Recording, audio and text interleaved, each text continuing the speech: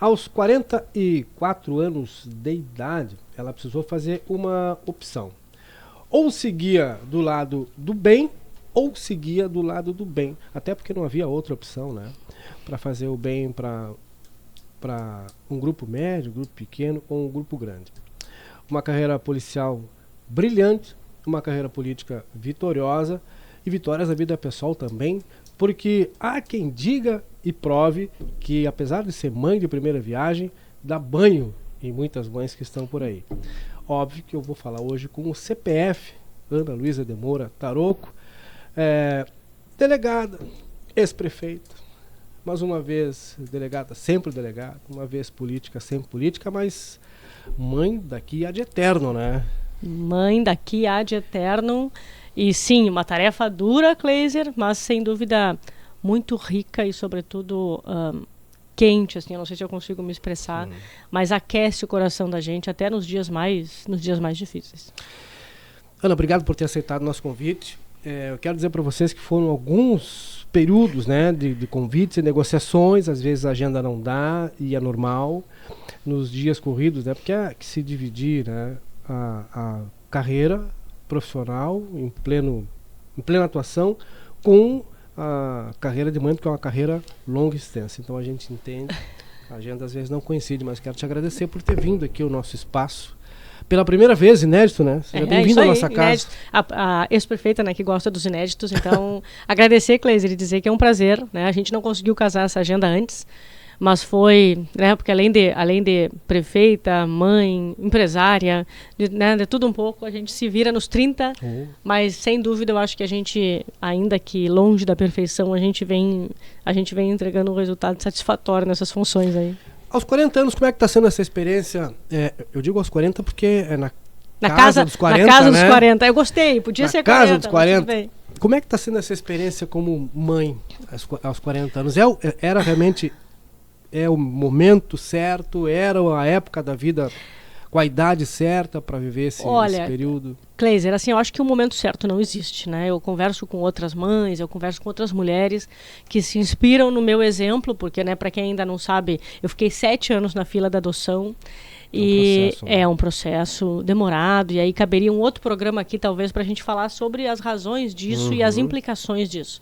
Mas, independente, eu converso com outras mulheres e para mim é meio que claro, assim, não há um momento. Existe uma decisão. Olha, eu quero ser mãe, isso eu sempre soube. E como eu sou adotada também, eu sempre disse, independente de eu ter filhos biológicos ou não, eu preciso devolver para a humanidade aquilo que a minha mãe fez por mim. Porque se hoje eu sou quem eu sou, é graças à minha mãe. Eu podia estar em qualquer outro lugar, fazendo qualquer outra coisa, numa situação completamente diferente e adversa. Eu estou aqui, de certa forma, venci na vida, né? Penso que tenho uma carreira, tenho uma família que me ama, tenho uma filha maravilhosa, então eu venci na vida. Então, não existe um momento. E ela chegou no momento que tinha que ser, no momento que Deus imaginou que era para ser, e talvez o momento mais louco, porque, para quem lembra, foi em plena pré-campanha da eleição anterior. Sim. E tu imagina, Kleiser, depois de 7 anos de espera, a gente até esquece que entrou na fila. E naquela quinta-feira, quando tocou meu telefone, em plena pré-campanha, pensando na agenda do dia seguinte, saindo da prefeitura às 4 horas da tarde, toca meu telefone para me dizer que ela estava lá, estava à disposição se eu quisesse ir lá ver. Naquele momento, assim, ó, a primeira coisa que eu pensei, primeiro que o meu coração parou, é verdade. Ele parou, eu tive que parar o carro e eu tive que dizer para a moça do fórum, me dá 5 minutos porque eu preciso, né, fazer meu coração voltar a bater real. De novo. É real. E aí depois o segundo pensamento foi, meu Deus, eu não tenho uma fralda em casa, eu não tenho um hipoglose em casa, eu nunca tinha trocado fralda de criança. E eu pensei, e agora, além de tudo que eu tenho para fazer, eu tenho mais essa missão. Mas é missão, acho que maternidade é missão. Não tem tempo, não tem prazo, independente se eu estou preparada, até porque eu acho que não só para a maternidade, mas, por exemplo, para a política, também se tu pensar, eu vou me preparar. Não, a gente nunca está preparado. Porque a vida acontece, né? Ela acontece e são momentos tão dinâmicos que tu não consegue te preparar. Tu não tem como te preparar para ser mãe. Eu vou comprar. Não, cara, é vivendo. Eu tô aprendendo fazendo, eu tô aprendendo errando, eu tô aprendendo com como eu vivi, porque a minha mãe sempre disse isso, a gente educa da forma que foi educado.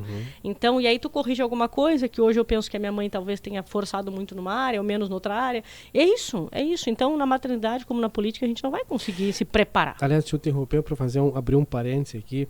E eu tenho razões pessoais, particulares, para não admitir que se brinque com a questão da adoção, né? Porque isso é um processo muito sério. Repito, eu tenho razões pessoais e particulares para...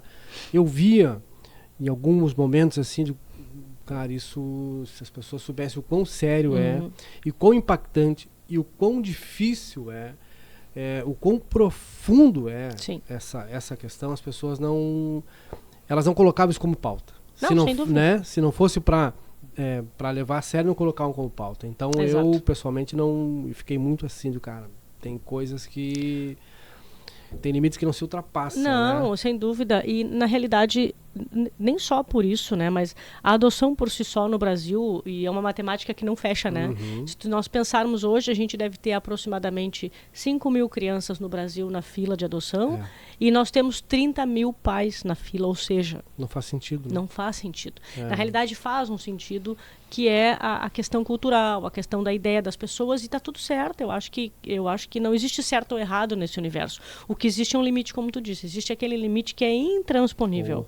Né? É uma escolha do casal, é uma escolha da pessoa, e aos demais só cabe respeitar. Ponto. E é maternidade no mesmo grau de intensidade, no mesmo grau de amor, no mesmo grau de dificuldade de qualquer maternidade ou de qualquer mãe que tenha ficado 9 meses num período de gestação. Então, porque a gestação, no meu caso, foram 7 anos, se nós pararmos para pensar.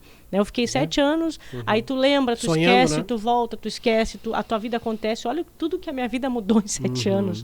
Né? Quando eu entrei na fila da adoção, eu tinha uma vida, eu era uma Ana Taroco. A Ana que virou a mãe da Aurora é outra Ana Taroco. Então... Vou voltar alguns anos atrás, então. A Ana volta a Santana do Livramento, polícia. A Ana sai de Santana do Livramento com que idade?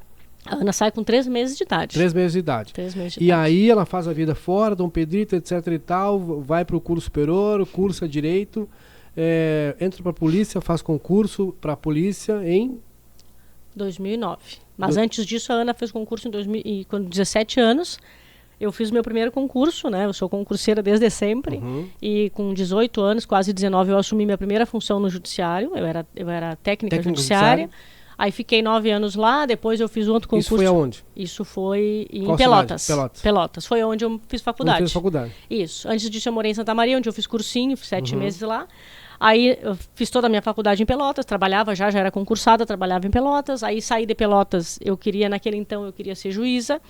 E saí de Pelotas porque tinha que estudar, tinha que fazer a júris, naquela realidade que não tinha online, tá, gente? A gente tinha que ir para a sala de aula. Tinha que buscar lá. E tinha que ir para a sala de aula. Aí fui para Canoas, ali para poder estudar em Porto Alegre à noite. Trabalhava em Canoas, estudava em Porto Alegre de noite. Naquele então eu já comecei a fazer o concurso para agente penitenciário federal. Passei no penitenciário federal, fui embora para o Paraná. Nesse meio tempo eu já estava fazendo concurso. Chegou a assumir como agente? Assumi, fiquei 9 meses, quase 10 meses como agente penitenciário federal em Catanduvas, no Paraná. E nesse meio tempo eu comecei a fazer o concurso para delegado, que são 5 fases, então é um concurso que o nosso levou 1 ano e meio entre a primeira e a última.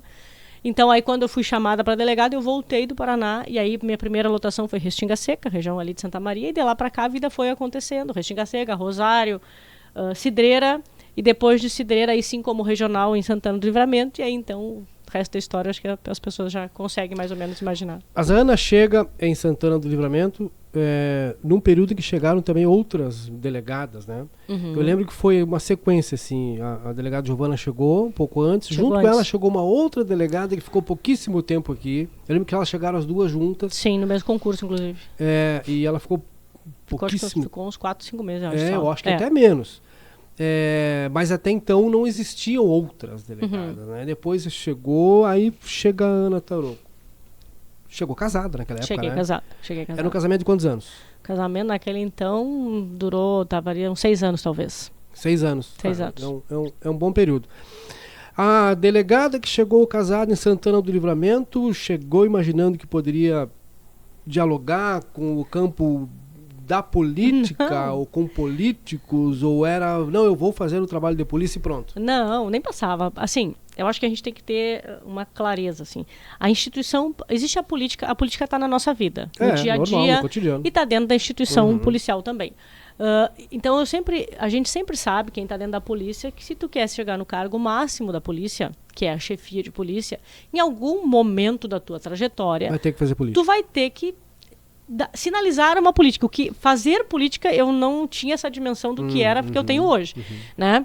Mas até então, naquele contexto, eu era delegada. Quando eu vim para cá, eu era delegada segunda classe, eu saí terceira classe aqui em Livramento. Naquela época eu já gostava dos inéditos históricos, né? A primeira delegada regional mulher da região foi a Ana Tarouco. Sim. E então aí depois saí terceira classe, para ser chefe de polícia tu tem que sair quarta, daí começam os elementos políticos, mas não, eu nunca imaginei, Kleiser, aquela Ana lá de trás nunca imaginou que eu viveria a experiência que eu vivi, que é de entrar na política assim tão densamente, e sobretudo porque quando tu entra na política tu pensa assim, eu vou entrar na política, eu vou apoiar algum político, né, de peso, e aí depois, se for o caso, eu entro ali e ele vai me indicar. Me puxar. Isso. Agora, entrar na política dando o seu nome para ser este político, para ser a pessoa que iria capitanear tudo isso, não, nunca imaginei. Se tu me dissesse, eu brinco, né? Se tu me dissesse, eu ia rir, eu dizer, quem eu? Eu? Não, imagina. Tanto é que naquele então, quando eu fui convidada, lá em 2020, eu fui convidada para ser vice-prefeita, né? A minha vida começou na política com um convite para ser vice-prefeita. E de lá para cá, enfim, então, não, com certeza a Ana nunca imaginou. Eu não tenho trajetória na política, eu não tenho família na política. Eu sou o primeiro elemento político da minha família. Como é que tu consegue definir essa trajetória da Ana? A Ana olhando de fora para a Ana, assim. Como é que a Ana define a Ana? A corajosa, uma trajetória de coragem, e a coragem não começou na política, Kleiser. A coragem começou lá atrás, quando eu fui para agente penitenciário federal. Quando eu cheguei lá, eu sempre fui muito operacional, muito do tiro, muito do enfrentamento. Isso é meu perfil, isso tem a ver com perfil, né? E no judiciário eu já era um tanto quanto combativa, para conquistar o meu espaço já não foi fácil, por um perfil. Depois para agente penitenciário federal, quando eu assumi lá... Foi uma adolescente que era brigona, briguenta? Sim, bastante rebelde, sim. No colégio dava problema? Dei alguns. Minha mãe me tirava pela orelha. Eu sempre fui era aquela muito... adolescente, aquela criança do bilhetinho no caderno? Sim, leva a mãe no colégio, sim. Mas sempre muito, assim, eu sempre fui muito estudiosa. Eu sempre não era uma adolescente infratora. Não. Era uma adolescente... eu sempre fui muito estudiosa. Transgressora? Pode ser, das regras, porque eu sou rebelde. Então, se a regra para mim não faz sentido, eu tenho dificuldade. Então, tu tem que me convencer que aquilo está fazendo algum porquê. Eu sou muito do porquê. A Sandra, né, sempre diz, lá vem ela com os porquês. Eu digo, mas por quê? Eu fui adolescente, eu fui a criança dos porquês. Mas é que a gente é digital, a gente é analógico, né? E aí, a gente é do outro então, e aí lá, a minha coragem começou lá no Penitenciário Federal, quando eu disse que eu não ficaria no serviço administrativo, que eu queria descer para o setor de segurança, eu queria fazer as celas dos presos, eu queria dar alimentação, eu queria fazer pátio, eu queria, né? E ali começou, e aí depois veio para a Polícia Civil a mesma coisa, eu queria ser instrutora de tiro, nenhuma mulher era instrutora de tiro. Aí começa, aí entra os porquês, mas por que não? Né? E por que não? Por que não, se eu atiro bem? Por que não que eu tenho condições? E de lá para cá, e acho que na política, se eu fosse resumir assim, a minha trajetória como pessoa, talvez disrupção sempre foi. Né? Eu sempre fui disruptiva. Essa mesa é preta. Tá, mas e por que ela não pode ser de outra cor? Né? E aí, se tu me der a oportunidade da gente poder construir, eu te provar que talvez preto não seja o melhor, a gente vai fazer. Então, nesse aspecto, eu sou... Disrupção é uma palavra interessante. A Ana, tu lida bem com o não?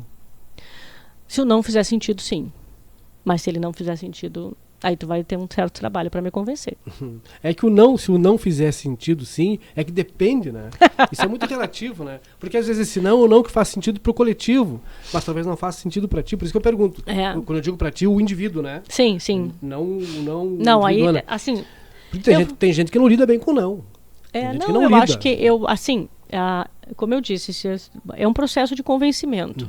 Eu sou uma pessoa que, se tu me disser só não, o não pelo não, não vai acontecer. Se tu me Não, dá, claro. não vai acontecer.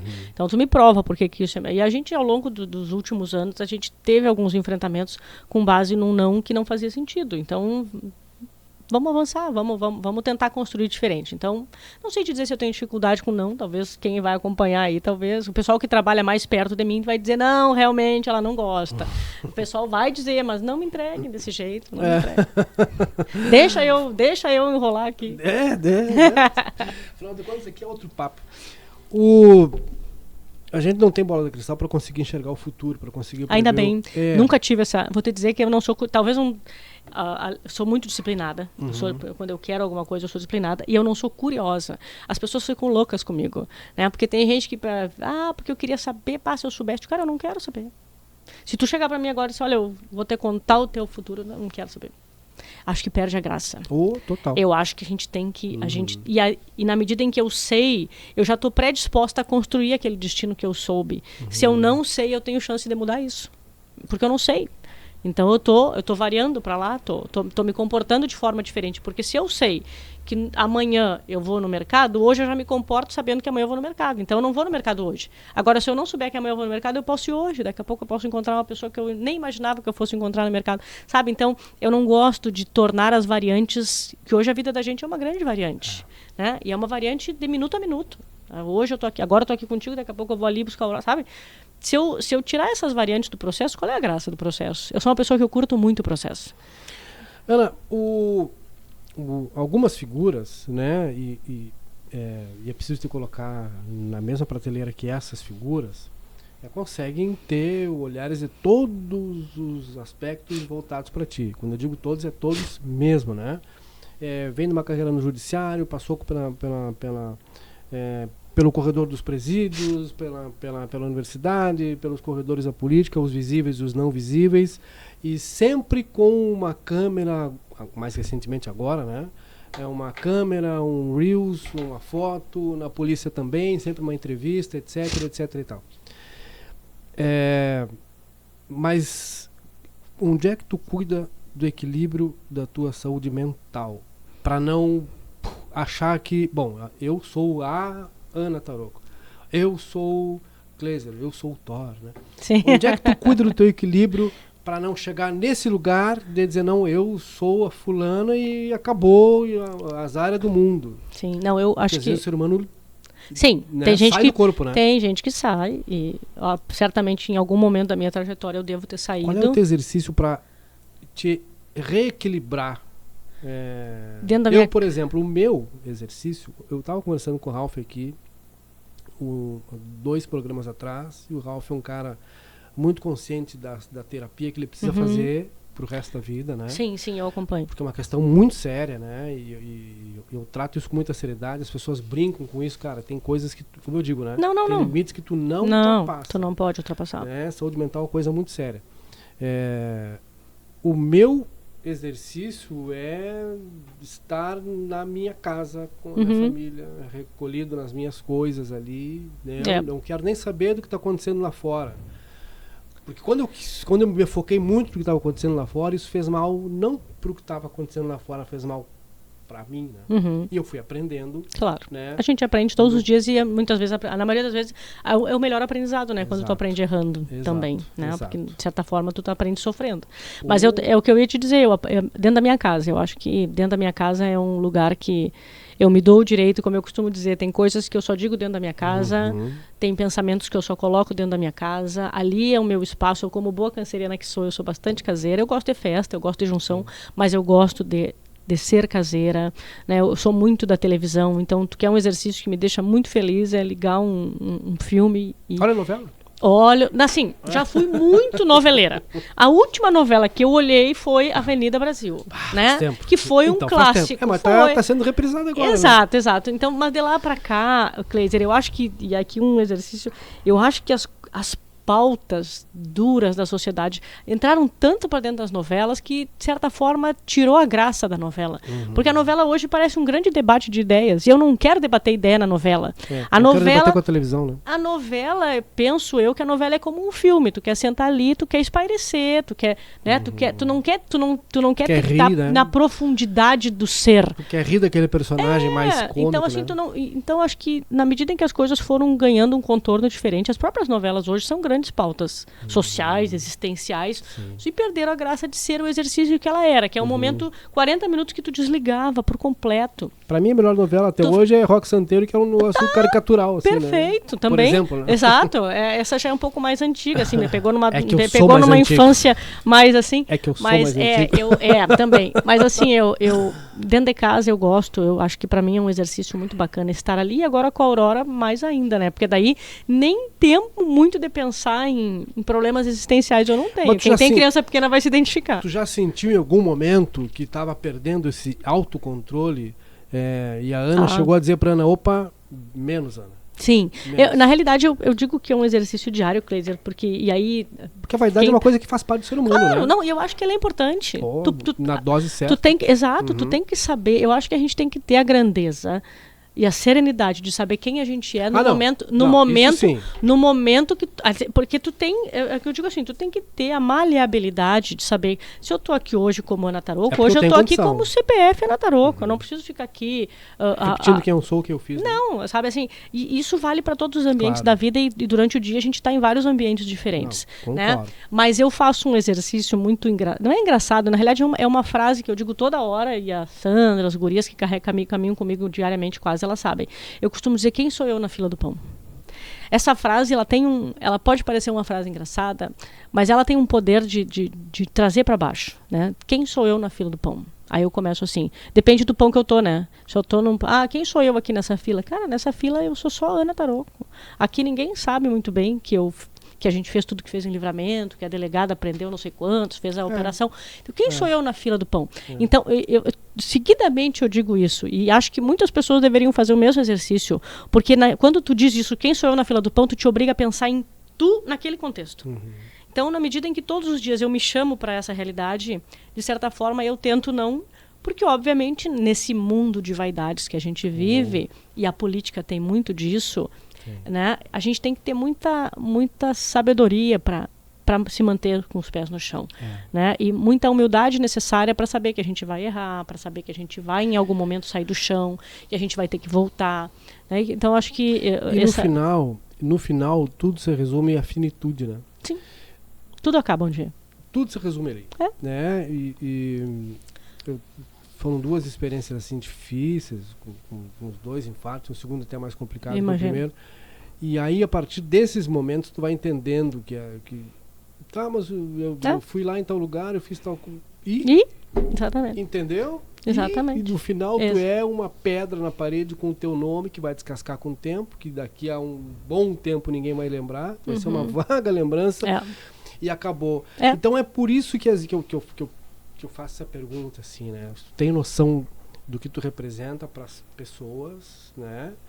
Obviamente que para o teu núcleo familiar representa muito mais, como eu, como Samuel, né? Como cada indivíduo representa muito mais para sua família do que para a comunidade, por óbvio, mas daquilo que tu conseguiu entregar para as pessoas como referência de ser, né? Eu não estou nem falando como referência a delegada, a policial, a política como referência de ser, assim. Consegue entender que algumas pessoas elas passaram a te acompanhar porque te tem como referência de ser humano, né? Sim, a Kleiser era difícil isso, né? Não. E te coloca muita responsabilidade, né? Sim.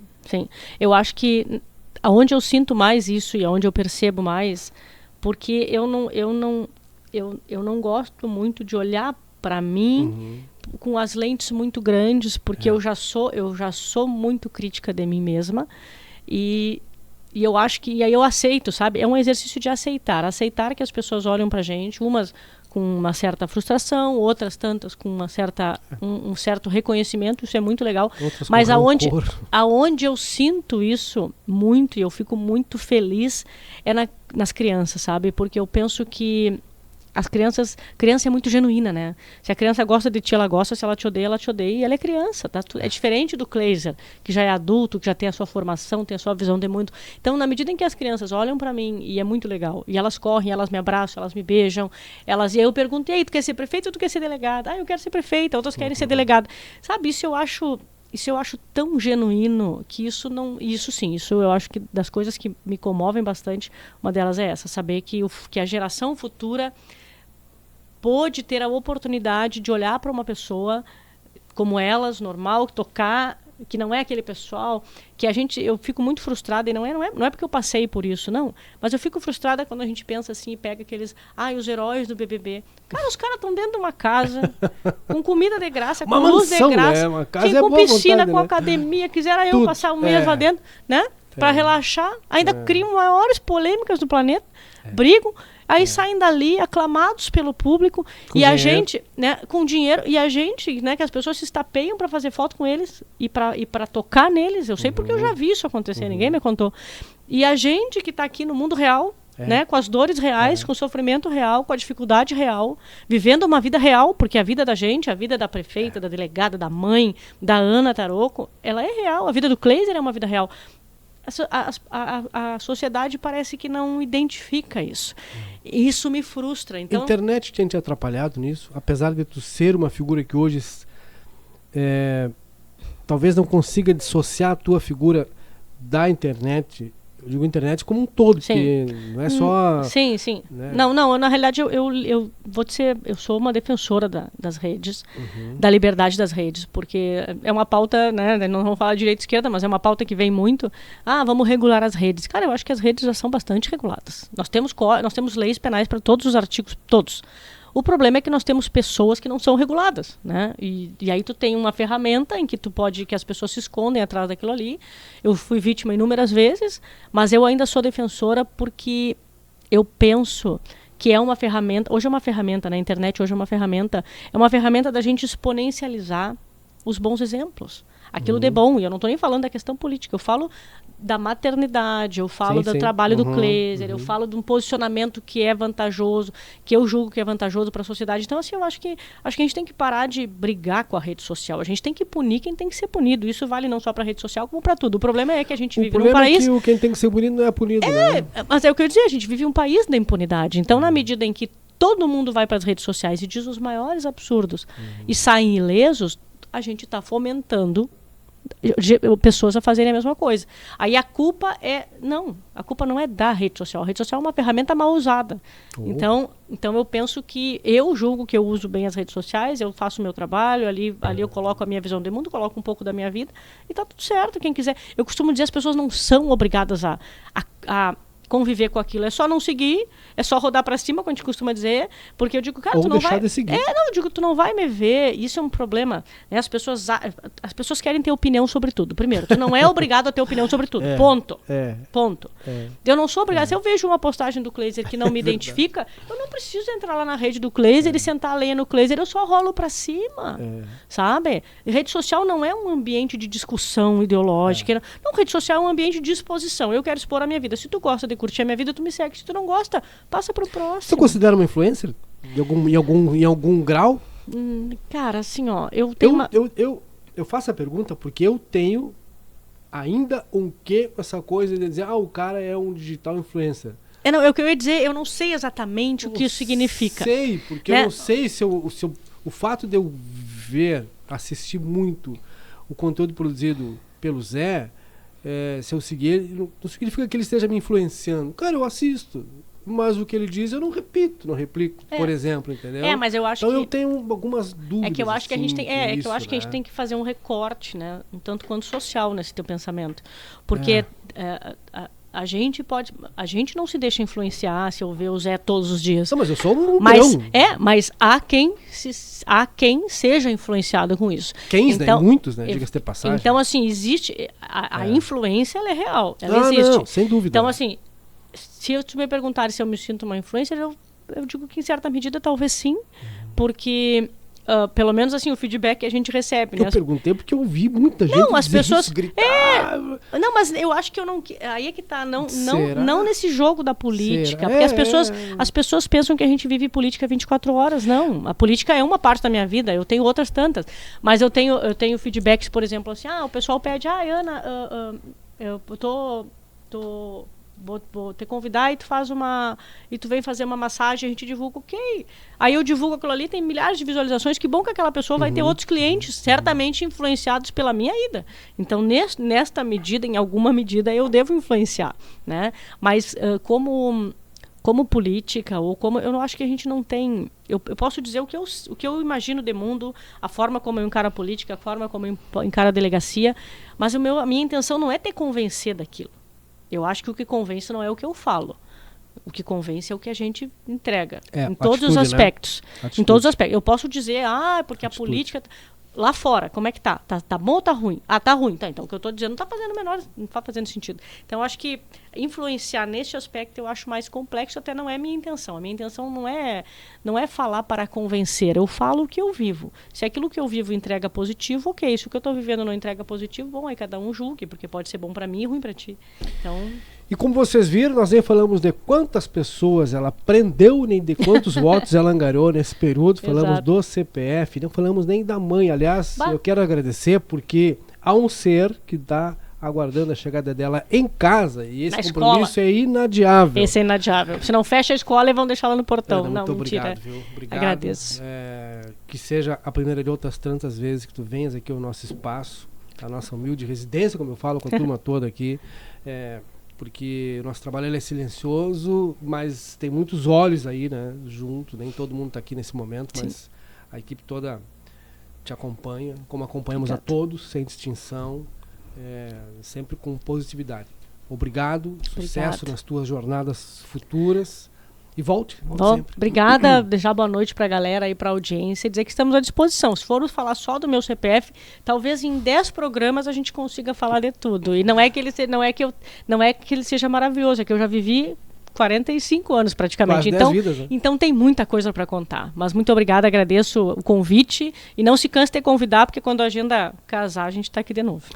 Na realização da Lins Comunicação e Osa Filmes, a direção de imagens Marcos Ozanam, Samuel Palmeira. Nos nossos bastidores, Fernanda Toledo, Fabrício Maciel. E a nossa conversa hoje foi com ela, Ana Luísa de Moura Tarouco. Bom final de semana para vocês e até o próximo Outro Papo. Tchau, tchau. Fechou?